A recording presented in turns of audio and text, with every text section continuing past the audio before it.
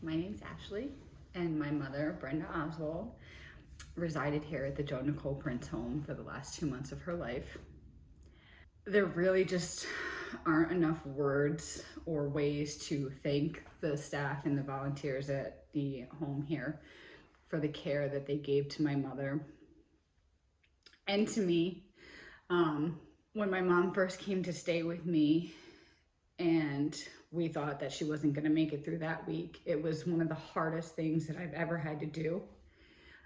Being her caretaker and still trying to be her daughter. During that time, it's extremely difficult because they're not the person that you remember. And it's hard to not get frustrated with them and not to be upset, and you don't want to see them like that, and you don't want them to see you upset and crying. So when I found out that the Joan Nicole Prince Home was going to accept her, I was extremely grateful, but also a little sad, and I felt a little guilty because it seemed like I was not wanting to take care of her and pushing her off on somebody else. And that's one of the things that the staff and the volunteers at the home really helped me to get through, and to realize that it was the best situation for my mother and for myself. It allowed me to come here and visit and spend time with my mother as her daughter and not have to be her caregiver.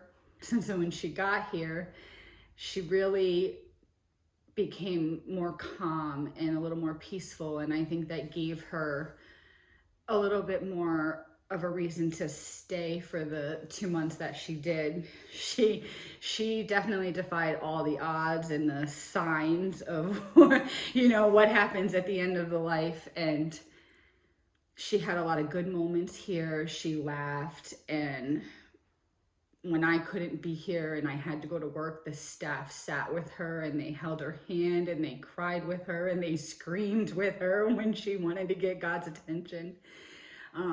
They really made her last 2 months peaceful, even though at times it didn't seem like it. She knew that she was safe here and that this is where she was meant to be. One of her favorite volunteers was with her at the end, and that was a blessing for me and I think for my mother. And she went peacefully. I couldn't be here with her, but I think that that's just how it was meant to be. I was here every day. There were a few days when it was very hard to come here and see her, and the amount of guilt that I felt at not wanting to come here and not be here was overwhelming. But Amanda and Tony and Pat and the rest of the wonderful volunteers and staff here made me realize that it was okay and that I wasn't a bad daughter for not coming one day. And that allowed me to take the rest that I needed so that when I came back, I was more calm and I could help my mother, and I was less frustrated with her, with the disease, not her, the disease that was taking her from us. I think sometimes those breaks also give the person dying time to not feel guilty or anxious about the pain and stress they're putting on their family members.